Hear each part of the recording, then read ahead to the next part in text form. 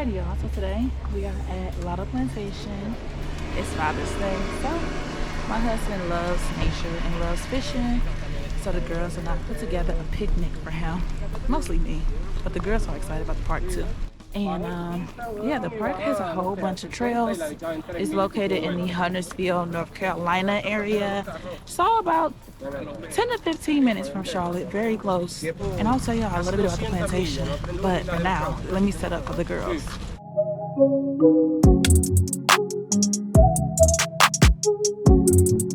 The weather is always, for the most part, nice in Charlotte. It doesn't get freezing cold. But today is scorching hot. So I packed tons of water, tons of bug spray, and tons of sunblock. Here go to mama. Say hi to my followers, Milo. Say hi. Hi.